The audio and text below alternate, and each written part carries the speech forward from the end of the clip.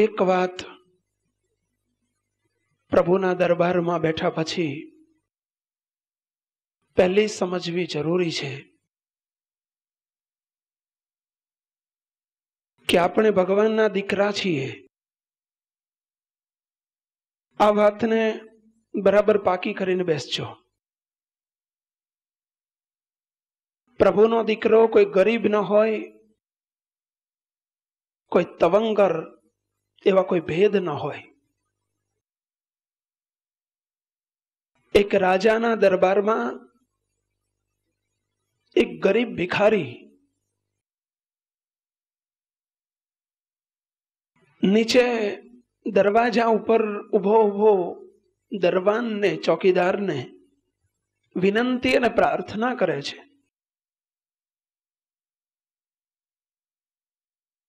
પેલો પૂછે છે, શું કામ છે? પૈસા મારે રાજાને મળવું છે, મને અંદર જવા દો. કગરે છે, રડે છે. ફાટ્યા તૂટ્યા કપડા છે. ગરીબીના દર્શન સ્પષ્ટ થાય છે. પેલો દરવાન જવા દેતો નથી. ઉપરથી ઝરોખામાંથી રાજા જોઈ જાય છે. પેલો બિચારો કગરે છે, હું ભિખારી છું, ગરીબ છું, કંગાળ છું, મને જવા દો, રાજાને મળવું છે.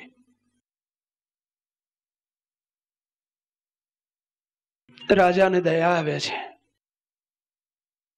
રાજાએ સમાચાર મોકલ્યા છે, આવવા દો, એને અંદર આવવા દો.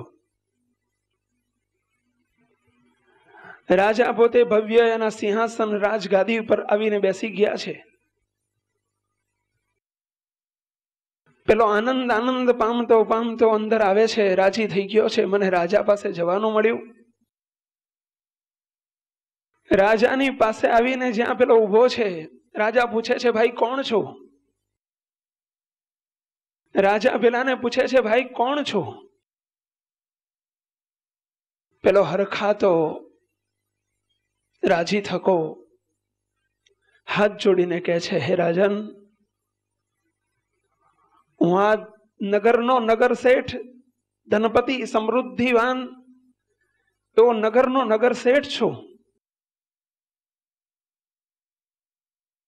અરે ભાઈ, હમણાં તો 5 મિનિટ પહેલા તો એમ કહેતો હતો કે હું ગરીબ છું, હું ભિખારી છું, કંગાળ છું, અને અત્યારે તું કહે છે હું નગર શેઠ છું, ધનવાન છું. તો એ સાચું કે આ સાચું? પેલો ગરીબ ભિખારી ભિક્ષુક હાથ જોડીને કહે છે, રાજન, એ વખતે હું દરવાજાની બહાર ઉભો તો, અત્યારે હું રાજાધિરાજની જોડે ઉભો છું. જો હું એમ કહું કે હું એમ માનું કે હું ગરીબ છું તો તમારી આબરૂ જાય રાજન, તમારી આબરૂ જાય. રાજા મળ્યા પછી ગરીબ ભિખારી, એ આપની આબરૂ ન જાય એટલા માટે કહું છું, રાજાની જોડે ઉભો છું, કોઈ સામાન્ય માણસની જોડે નથી ઉભો. રાજાધિરાજ સમ્રાટની જોડે ઉભો છું, એટલે ગરીબ અને ભિખારી નથી.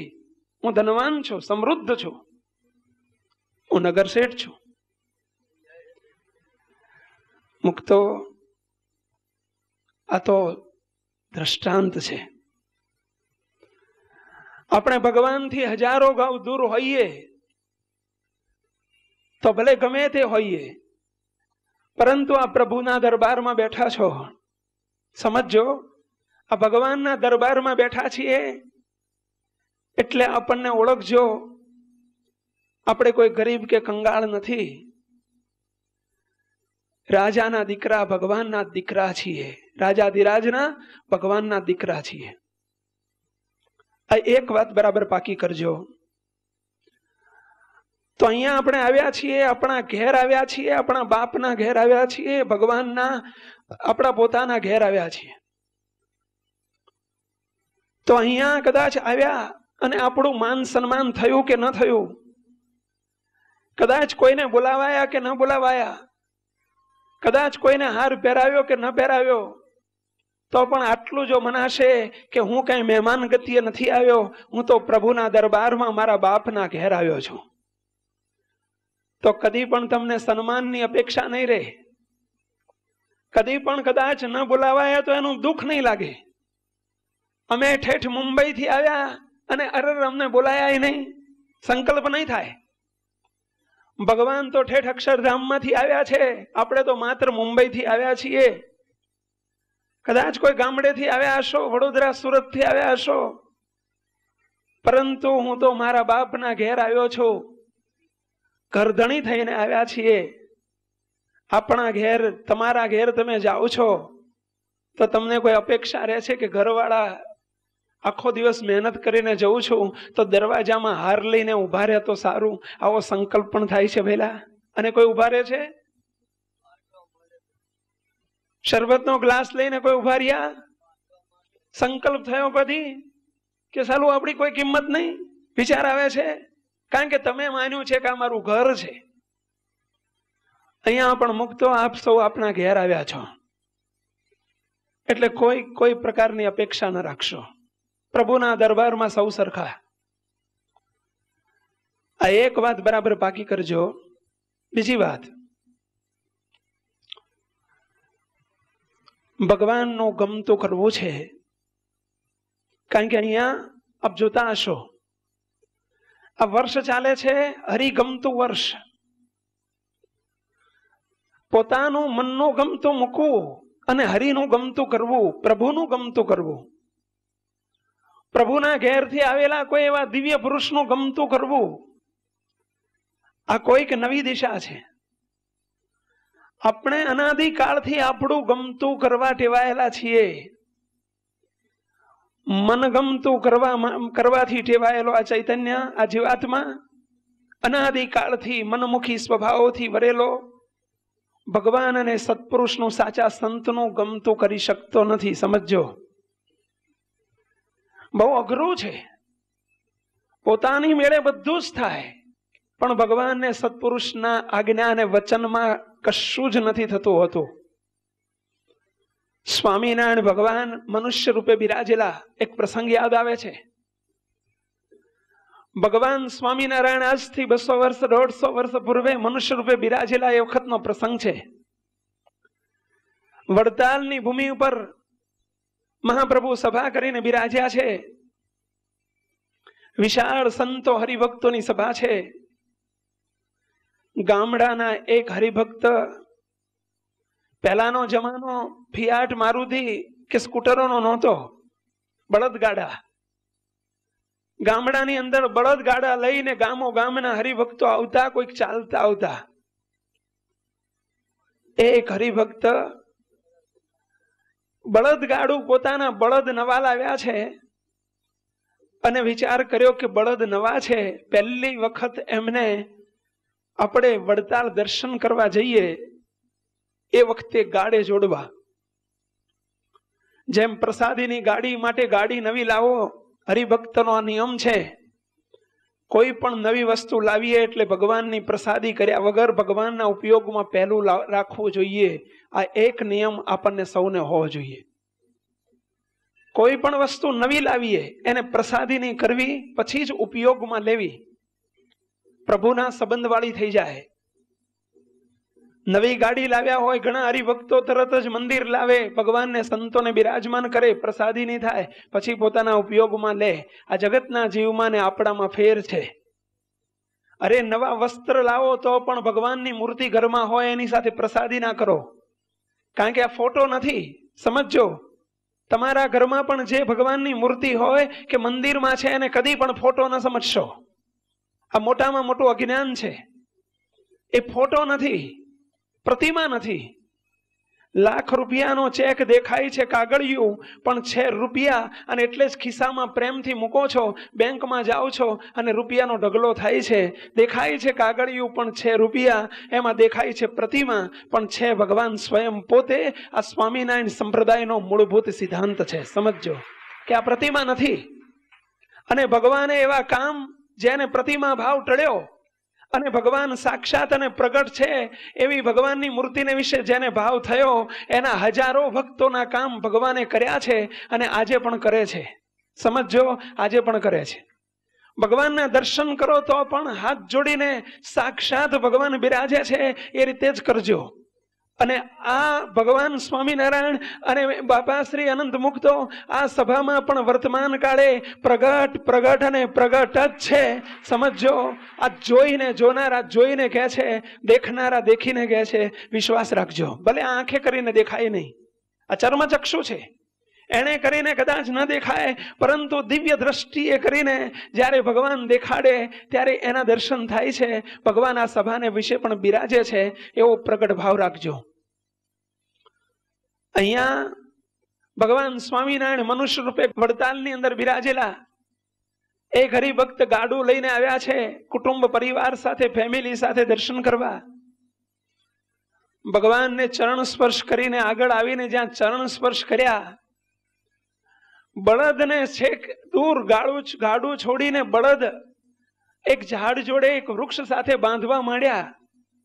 ભગવાનની નજર ત્યાં પડેલી. ભગવાનના જ્યાં દર્શન કરવા આવ્યા એટલે તરત સ્વામિનારાયણ ભગવાને હાથ ઝાલ્યો.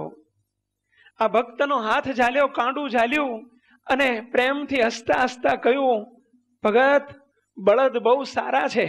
શું કહે છે? બળદ બહુ સારા છે, અમારા રથે જોડે એવા છે. શું કે બોલ્યા મહારાજ? હસતા હસતા ભગવાન આટલું જ બોલ્યા, ભગત, તમારા બળદ બહુ સારા છે, અમારા રથે જોડે એવા છે.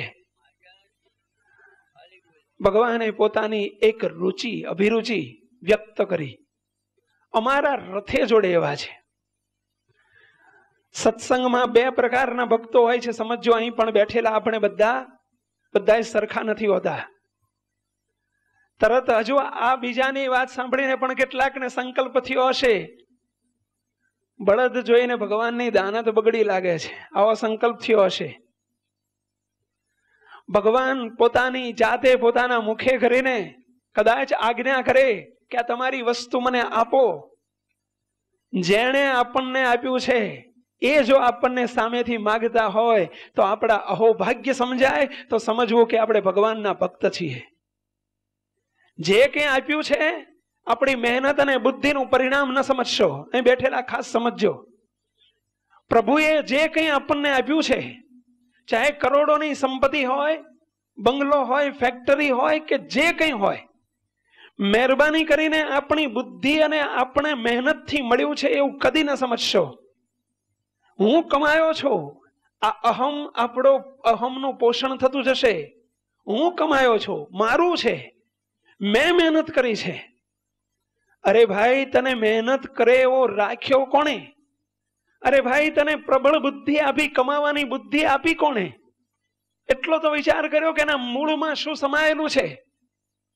પ્રભુની કૃપા સમજો કે મને જે કંઈ મળ્યું છે એ મારી મહેનત અને બુદ્ધિથી નથી મળ્યું. કેટલાય બિચારા જગતમાં મહેનત કરે છે, કેટલી કાળી મજૂરી કરે છે, પણ રોટલા ભેગા થતા નથી. કેટલા પ્રચંડ બુદ્ધિશાળીઓ, પણ એને રોટલા મળતા નથી. ભગવાને આપણને આપ્યું છે એ કેવળ પ્રભુની કૃપાનું પરિણામ સમજો તો કોઈ દિવસ મળેલામાં અહમ નહીં આવે, ક્યારે દેહાભિમાન નહીં વધે.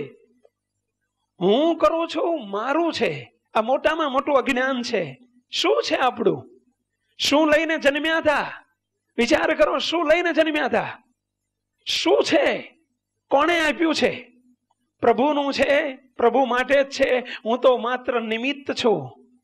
એઝ એ ટ્રસ્ટી, એક ટ્રસ્ટી તરીકે જીવન જીવતા શીખ્યો, હળવો ફૂલ જેવો થઈને ફરશે. સમજો, એક ટ્રસ્ટી તરીકે હું માત્ર વહીવટ કરનારો છું. માલિક તો સૌના ભગવાન છે, પ્રભુનું છે અને પ્રભુ માટે છે. એને આપેલું છે, મને તો માત્ર એનો વહીવટ સોંપ્યો છે.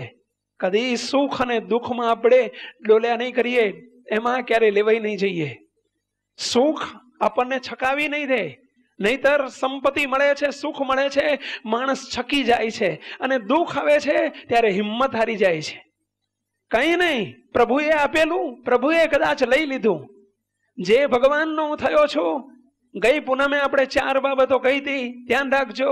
ભગવાન સંસારમાં રહેનારો, એને રોજ બરોજ કંઈક રંગ બદલાતા હોય. આ 4 વાત જેને જીવમાં ઉતારી એ કદી પણ દુઃખી નહીં થાય.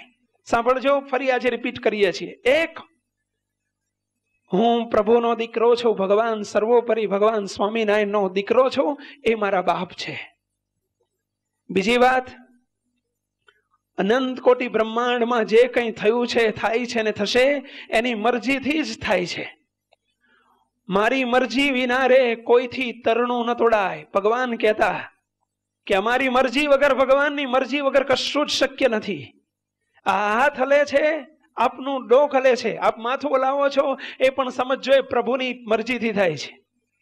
આ સ્વિચ બંધ કરી દેવાય, એ જ મિનિટે માઇક બંધ થઈ જાય. એનું એ જ માઇક છે, પણ સ્વિચ ઓફ થાય, માઇક બંધ થઈ જાય. એની તમામ શક્તિઓ હણાઈ ગઈ.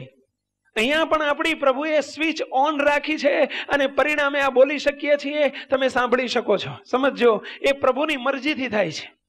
જે દિવસે એની દ્રષ્ટિ બદલાણી, પ્રભુને આપતા પણ આવડે છે અને ભગવાનને લેતા પણ આવડે છે. ઘણી વખત કહીએ છીએ, એક ભાઈ, બે ભાઈઓ અમદાવાદમાં, બંનેને થોડો ઝઘડો થયો.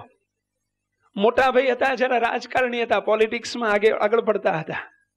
જરા પૈસો હતો, સમૃદ્ધિ હતી. અને પૈસો, સમૃદ્ધિ ને સત્તા બધું મળે છે ત્યારે અહમ પણ વધે છે, ત્યારે સાથે સાથે એનું પણ પોષણ થાય છે. સમજો, ગમે એટલું મળે, હું કશું જ નથી, મારું કશું જ નથી, આવું જે સમજી બેઠો એને કરોડોની સંપત્તિ પણ લોભાવી નહીં શકે, એને અહમમાં ગરકાવ નહીં થવા દે. અહીંયા પેલા મોટા ભાઈને થોડી સત્તા હતી, પૈસો હતો, દ્રવ્ય હતું, સંપત્તિ હતી, અહમ આવી ગયેલો. નાનો ભાઈ બિચારો ગરીબ, બનેલો પ્રસંગ છે આજથી 7-8 વર્ષ પહેલાનો. નાનો ભાઈ બિચારો ગરીબ, મધ્યમ વર્ગનો. બંને ભાઈઓમાં, ઘરના મહિલાઓમાં થોડો ઝઘડો થયો, બાજુમાં રે, થોડો ઝઘડો થયો. પેલા મોટા ભાઈએ નાના ભાઈને કહી દીધું, વોર્નિંગ આપી દીધી, અઠવાડિયામાં જો અમદાવાદ ન છોડાવું તો મારું નામ 100 નહીં. શું કે છે? અઠવાડિયામાં અમદાવાદ ન છોડાવું તો મારું નામ આ નહીં. તારા જેવાને તો મચ્છરની પેઠે ચૂંથી નાખો. તું કોણ? પેલાની જોડે એને આવી વોર્નિંગ આપી દીધી, ધમકી આપી. પેલો બિચારો ગભરી ગયો, નાનો ભાઈ ગભરાઈ ગયો. નાના ભાઈ આવીને બિચારો મારી આગળ રડી પડ્યો. આવીને કે, સ્વામી, મારા મોટા ભાઈએ મને ધમકી આપી છે, અઠવાડિયામાં અમદાવાદ છોડી દેવાનું કીધું છે, હું શું કરીશ? ક્યાં જઈશ? માણ બધું સેટ થયું છે. ભાઈ સાહેબ, તમે કહો તો તમારું માનશે, બાકી એના મગજમાં જે પેસી ગયું એ કરે જ. ધીમે રહીને રાત્રે ખબર હતી કે આ મારું માને એમ નથી, પણ બિચારાને કોઈ આશરો નહોતો. બીજા દિવસે ફોન કરીને બોલાવ્યા, રાત્રે આવ્યા એટલે પ્રેમથી સમજાયા કે ભાઈ, અહમ કોઈનું, ભગવાન કોઈના અહમને, ગર્વને ચલાવતા નથી. કોઈના ગર્વને ભગવાન ગર્વ નથી ગમતો, પ્રભુજીને ગર્વ નથી ગમતો. સમજો, બધાનું ચાલે છે, પણ અભિમાન જ્યાં આવ્યું, માન આવ્યું, દેહાભિમાન વધ્યું, ગર્વ વધ્યો. ભગવાનને સહજમાં 1 સેકન્ડમાં ગર્વ ઉતારતા આવડે છે. સમજો, સેકન્ડમાં ઉતારી નાખે. આ ભાઈને કહ્યું કે ભાઈ, અહમ કદી ના આવવા દો. તમે કહ્યું છે તમારા ભાઈને કે અઠવાડિયામાં અમદાવાદ ન છોડાવું તો મારું નામ આ નહીં, પરંતુ અમદાવાદ છોડાવનારા આપણે કોણ? બધાને રાખનાર અને છોડાવનાર ભગવાન છે, માટે આવું આપણાથી ન બોલાય. થોડા સમજાવવા માંડ્યા મને કે, સ્વામી, આ તો ઠીક છે, તમે કહો છો એટલે આ વખતે જવા દઉં છું, પરંતુ મચ્છરિયાની પેથે ચૂંથી નાખો. સ્વામી, સેકન્ડમાં એને ચૂંથી નાખો. અઠવાડિયું તો મેં બહુ કીધું છે, 2 દિવસમાં મારી જોડે એવા માણસો છે, મારે કાંઈ કરવું ન પડે અને માણસોની જરૂર નથી. મને કે, સ્વામી, આ કાંડામાં એટલું બધું જોર છે, આમ કરે, આ કાંડામાં એટલું, આ બાહુમાં એટલું બધું જોર છે, મારે કોઈની જરૂર નથી. મેં કીધું, ભાઈ, જોર એક પ્રભુનું છે અને પ્રભુના બળથી જીવો, કાંડાના બળથી ન જીવો, ધનના બળથી ન જીવો, સંપત્તિના બળથી ન જીવો. અહીં બેઠેલા ધ્યાન રાખજો, આ એ ભાઈ માટે નથી, આપણા સૌ માટે છે. કોઈને રાજનું બળ હોય, કોઈને સત્તાનું બળ હોય, કોઈને દ્રવ્યનું બળ હોય, કોઈને પૈસાનું બળ હોય, કોઈને પોતાના રૂપનું બળ હોય, કોઈને પોતાની વિદ્યાનું બળ હોય, કોઈને પોતાના સ્ટેટસનું બળ હોય, કોઈને પોતાની ઓળખાણનું બળ હોય, કોઈને આ પોતાના રૂપનું, પોતાની સંપત્તિનું બળ હોય. પણ સમજો, આ તમામ બળ સેકન્ડમાં ચાલ્યા જાય, ખબર ન પડે. આ બધા બળ તો ક્ષણિક છે. પ્રભુના બળથી જીવનારો, એને કોઈ બળની જરૂર નથી. ભગવાનના બળથી જીવતા શીખો. હું ભગવાનનો દીકરો છું, ભગવાન મારા બાપ છે, ભગવાન સદાય મારા ભેળા છે. આ વાતનું બળ રાખો. પેલા ભાઈ રાત્રે 8 વાગે આ વાત ચાલી રહી છે કે મારા કાંડામાં અપાર બળ છે, સ્વામી, મારે કોઈની જરૂર નથી. હવે આમને કીધું, શું કેવું? ઘણું સમજાવીને એમને રવાના કર્યા કે, સ્વામી, હવે તમ તારે આ વખતે જવા દઉં છું. રાત્રે 8 વાગે આ બધું બોલીને ગયા છે અને સવારમાં 8 વાગે ઘેરથી ફોન આવ્યો છે. સાંભળજો, એમના ઘેરથી એમના દીકરાનો ફોન આવ્યો, સ્વામી મારા પપ્પાને સવારે 5 વાગે દાખલ કર્યા છે હોસ્પિટલમાં અને પેરાલિસિસ થઈ ગયો છે, આખું જ ડાબુ અંગ ખતમ થઈ ગયું છે અને પેરાલિસિસ થયો છે સ્વામી, હોસ્પિટલમાં છે. બાપજીને તમે ખબર કાઢવા, આશીર્વાદ લેવા, બાપજીને આશીર્વાદ દેવા લઈને પધારો. અમે ત્યાં ગયા દવાખાને, હું જોયા કરું આ ભાઈનું આખું ડાબુ લેફ્ટ સાઈડનું આખું અંગ ખલાસ, પેરાલિસિસમાં રિવાય, ન બોલી શકે, મોનો ભાવ આમ મરડાઈ ગયેલો. ઉભો જોયા કરું, રાતના 8 વાગે ભાઈ હજુ તો બરાબર બળ પછાડે છે ને સવારના 8 વાગ્યા પહેલા આ શું થયું? 12 કલાક ભગવાને જવા દીધા નથી. સમજો. ધીમે રહીને પૂછ્યું, શું થયું? શું થયું? મને કે સ્વામી બોલી નથી શકતા, બોલી નથી શકતા. મને ધીમે રહીને લખીને આપ્યું, જમણા હાથે લખી શકે, એમણે લખીને આપ્યું, સ્વામી મારો 100 વાંક, મારો 100 વાંક. ત્યારે એમને કહ્યું, ભાઈ રાત્રે 8 વાગે જે બળ પછાડતા હતા આ વાંક, કદી અહમમાં ચાલ્યા ન જાઓ, કદી ન ચાલ્યા જાઓ. જે ભગવાનને બળ આપ્યું છે એ બળનો ઉપયોગ કોઈને મારવામાં ન કરો, કોઈના સંહારમાં ન કરો, કોઈના વિસર્જનમાં ન કરો. ભગવાને આપેલી બુદ્ધિનો ઉપયોગ ભગવાનની સેવામાં કરો, ભગવાનને સત્પુરુષની સામે જવામાં, ભગવાનના ભક્તોની સામે પડવામાં એમાં ન કરો. ભગવાનને આપતા આવડે છે એ જ ભગવાનને લેતા આવડે છે. સમજો. પ્રભુના બળથી જીવનારો એને કોઈ દુનિયાની તાકાત હરવી નહીં શકે, હેરાન પરેશાન નહીં કરી શકે. સમજો. અહીંયા ભગવાન સ્વામિનારાયણ વડતાલમાં બિરાજ્યા છે. પેલો ભક્ત આવ્યો છે દર્શન કરવા, ભગવાને કાંડું ચાલ્યું, કાંડું પકડીને ભગવાન પોતાની રુચિ, પોતાનો અભિપ્રાય, પોતાની ઈચ્છા વ્યક્ત કરે છે. સમજો. સત્સંગમાં આવ્યા છો મુક્તો, મનમુખી મટીને ભગવાન અને સત્પુરુષનું ગમતું કરવું છે એટલો એક સંકલ્પ રાખજો, તો એની ઈચ્છાની, એની રુચિની ક્યારેક ખબર પડશે. નહીતર ખ્યાલ નથી આવતો આ જીવને કે એની શું ઈચ્છા છે. સ્વામિનારાયણ ભગવાને સ્પષ્ટ કહ્યું, સ્પષ્ટ ગુજરાતી ભાષામાં કે પટેલ ભગત બળદ બહુ સારા છે, અમારા રથે જોડે એવા છે. થોડીક ઈચ્છા બતાવી. ભગત જઈને કાંઈ બોલ્યા તો નહીં, કાંઈ ન બોલ્યા. જોઈને બેઠા તો ખરા સભામાં, પણ સભામાં બેઠા બેઠા વિચારે ચડી ગયા. ભોગ લાગ્યા ને બળદ લઈને આવ્યો. ભગવાનને બળદ જોઈને દાનત બગડી છે, ભગવાનને બળદ જોઈને દાનત બગડી લાગે છે. લે મને કહે છે કે બળદ બહુ સારા છે, અમારા રથે જોડે એવા છે. ભગવાન શું કરશે? હવે જો હું દર્શન કરવા છેલ્લે લાઈનમાં જઈશ તો ભગવાન જરૂર કહેશે કે અમને બળદ હોંપતા જાઓ, આપતા જાઓ, અને આપી દેવા પડશે. એના કરતા દર્શન કરવા જવું જ નથી. શું વિચાર કરે?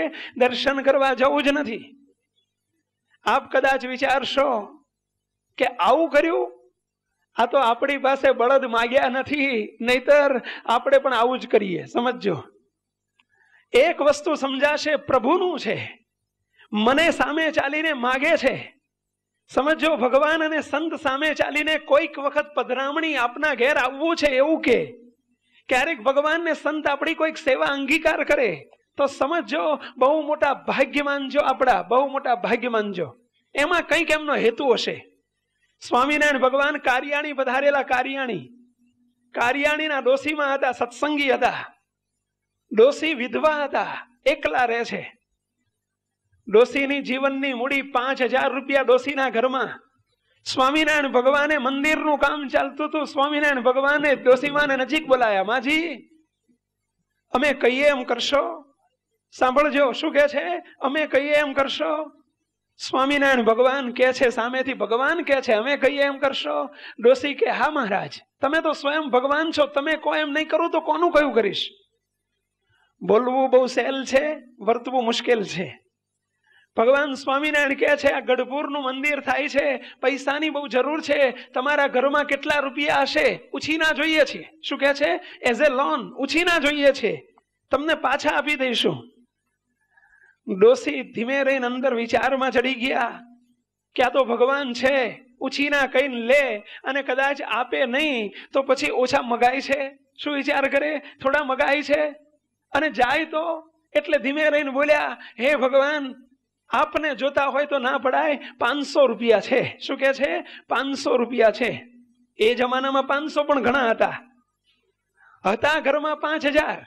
સ્વામિનારાયણ ભગવાને કહ્યું, ભગવાન તો બધું જાણે છે, સમજો તમારા ઘરમાં શું છે અને તમારામાં શું છે, આપણે ત્યાં શું છે અને આપણા મનમાં શું છે એ પણ પ્રભુ જાણે છે.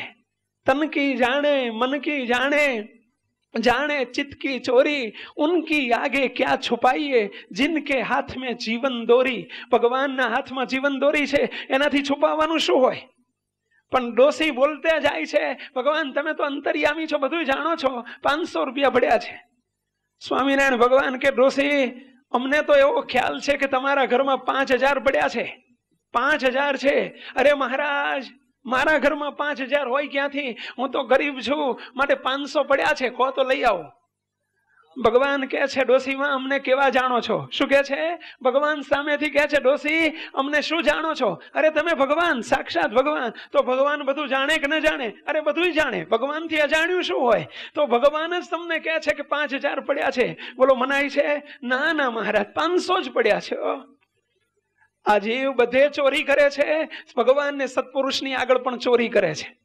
એક મોટા સંત હતા, સાંભળજો, નજરે જોયેલો પ્રસંગ છે. એક મોટા સંત હતા અને 15-20 વર્ષ પહેલાની વાત છે. અને એ સંતની પાસે એક હરિભક્ત આવ્યો.